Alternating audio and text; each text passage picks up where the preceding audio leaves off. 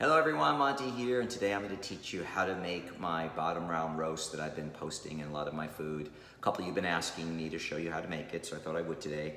It is one of my new favorite foods. I'm really never used to be a really big red meat person, but I'm totally in love with this. And what I love about bottom round roast is it's very low in fat, and you can trim off any of the fat that you do see. You do want to leave a little fat though for flavor.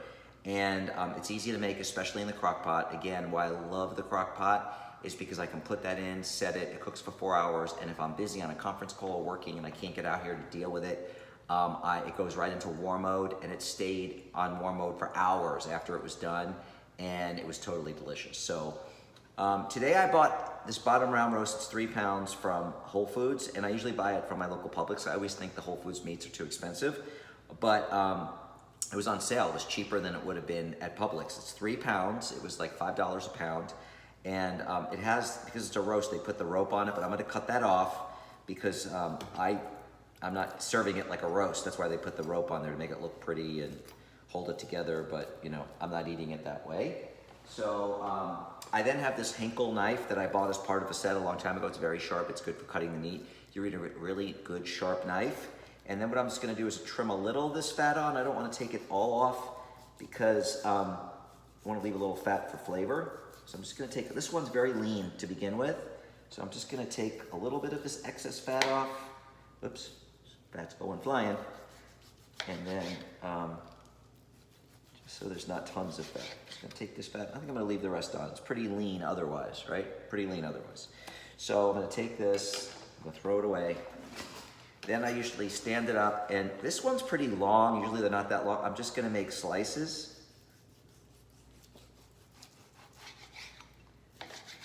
And we're gonna lay those slices down. See, the problem is if you put this whole thing down in the rump roast, all the liquid, you have to put so much liquid on top of it to cover it.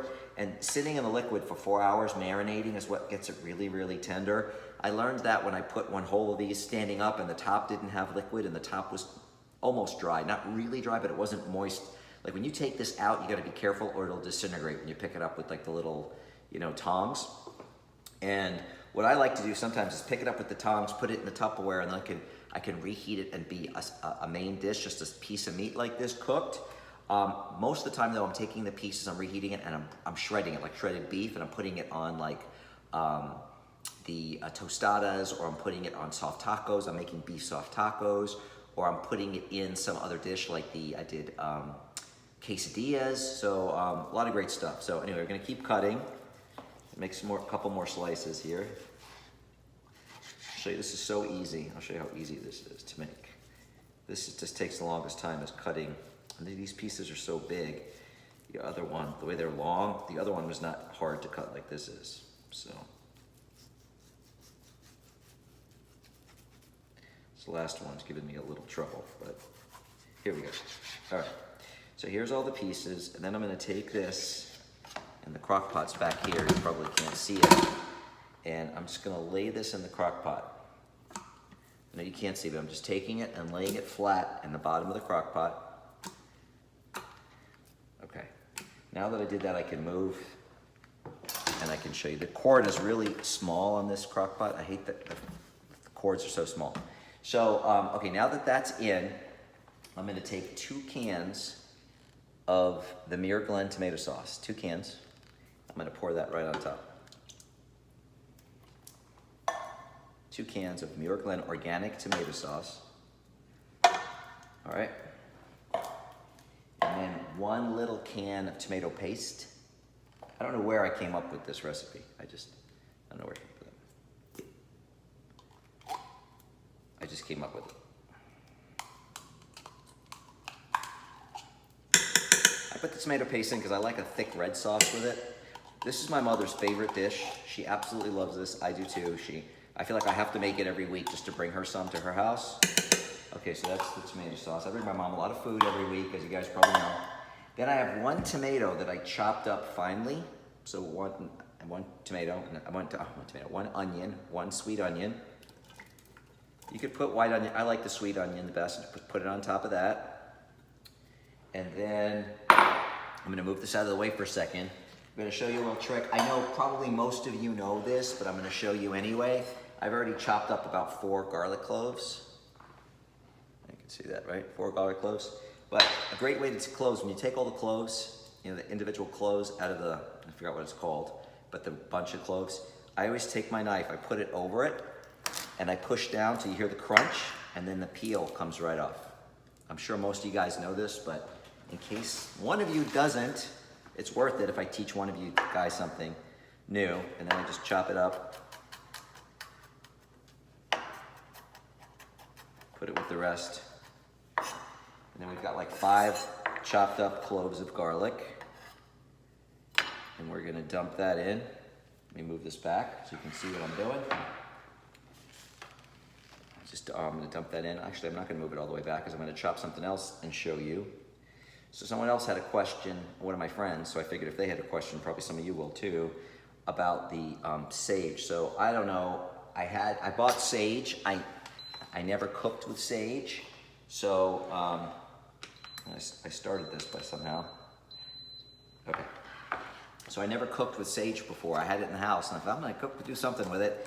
And I decided to throw it in here, and it tasted delicious. So I can't explain the flavor, because I know some of you are gonna ask me. I don't know how to explain it. Even my mom was like, oh, that was so delicious, what spices? And she says it was delicious. I says, well, there was sage in it. And she says, well, what was the sage? She couldn't describe the taste either. So I usually do about 4 or 5, if they're big, leaves of sage. I just take and I pull them so I don't have any stems, just the leaves. So take this, I'll take the rest of these. Right, just enough to give it flavor, right? But not that. I think here I got like 1, 2, 3, 4 large ones and 2 medium and 2 small, right? So anyway, then just chop it up. I'm gonna chop up the sage really good, really well. It smells really interesting. It's got a really interesting, I think, nice flavor. I could see how it's a strong, pungent flavor. Smell. I could see how some people may not like the smell. I like it.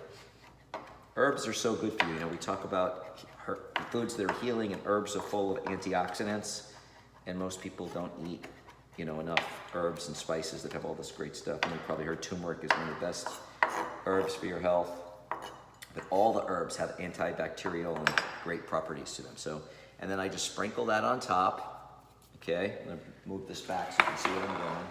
So now we have the beef. The liquid has almost covered all the beef. You've got the liquid, you've got the beef. I'm gonna put some, you've got garlic, onion, sage, and now some sea salt.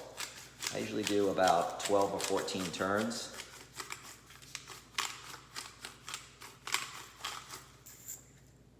And then a half a cup of any red wine, doesn't matter. And maybe even a little bit more if you want. Today, that's a half a cup. I think I'll put maybe a little bit more in today. And that's it. So I'm gonna get a spoon. I'm just gonna stir it up a little bit. I wanna stir it up just a little bit. So you've got that tomato paste. And I wanna make sure that all the meat is covered. It's enough liquid. It's perfect. I don't know, for under 3-pound roast, that is just always enough liquid. It's perfect. It's all just covered. And as it cooks, it definitely will be covered. I know some people say when you cook, don't worry about covering it totally, because when it cooks, you know, more juices will be created. But I always make sure it's just covered, which the 2 cans and the tomato paste and the wine usually always does it. So now I'm gonna take my lid and I'm going to put it on, just put it in, lock it, turn on the no steam on the top, so it's all gonna be in the crock pot.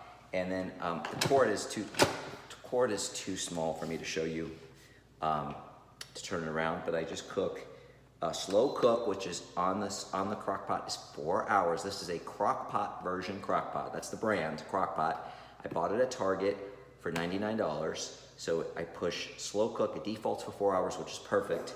And then I just click start. And I always say, like that commercial years ago, set it and forget it. You can just set it and you don't worry about it. I am going to Debbie's house for dinner tonight, so I probably won't eat this tonight. So I'll put it right into the Tupperware, but I have to work today. So I'll be in the office. If I get distracted and I don't come back and check on it, it'll be done. So what I'll do is I'm gonna turn the camera off, and I'll turn it back on to show you what it looks like when it's done. But it's just that easy. It takes like 10 minutes to prep for it. You can take, with tongs, you can take out, you know, those things you grab, the tongs. You can take the piece out carefully and put it on a plate, and that could be like the meat, and you could put some vegetables around it for a meal. But I'll eat that as a snack a lot of the time too, by the way. But then I usually shred it, again, quesadillas. For lunch, I may take the last piece that I have from the last time I made it and put it in a frittata. That sounds interesting to me. You could put it in, I made a panini yesterday for a sandwich with it. I mean, it's just so versatile. You can do so many things with it. So anyway, again, I'm turning off the camera. I'll turn on the camera when it's all done, and we'll see how it looks. Hello everyone, Monty here, and it's been over 4 hours, and actually what I love about this thing is this went off when I was in my gym working out, and I'm going to open it up now. It was about 4 hours it cooked, and then I probably didn't get to it till about 10-15 minutes later. It's on warm right now. So I'm just gonna open the top. I release the steam, which is not already self-released, I think itself. And then I just twist, take off the top, and you can see how hot it is and the steam's coming out. And maybe you can't see, I don't know. The thing's out of the way too, see the steam? Yeah, so really hot. I'm gonna bring some to my mom. So I'm gonna put some in this container for her, like 2 pieces. And you gotta be very gingerly the way you pick it up because it'll fall apart if you don't. And it's falling apart because these pieces were bigger, usually when they're smaller. So I'm just gonna give her, it's just disintegrating. And that's what I love about this meat. It's like unbelievable. So I'm gonna give that to her.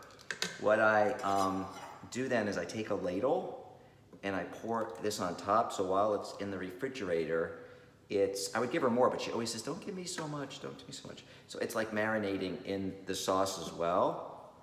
And that's for her.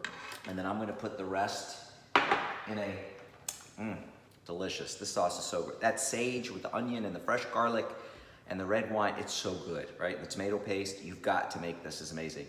So I'm gonna let this cool. I'm gonna turn this off. I turned it off. And so that's the way I just put the lid on top. I'm bringing this to my mom, and then I'm gonna put the rest in here, put it in the refrigerator. It'll stay for over a week. I mean, this stuff usually can stay for a week, 10 days, no problem. I never have it that long because I eat it. I have kept it up to a week later. It tastes absolutely delicious. If you haven't tried this, I urge you to do so. You can make this exactly the same way with chicken.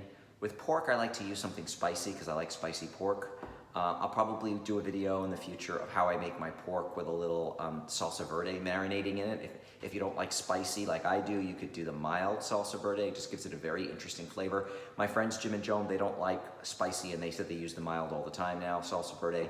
It just gives it a really nice taste. So I hope you enjoyed learning how to make this, and I do urge you, if you like red meat, if you eat red meat, you've got to try this. It's an amazing dish.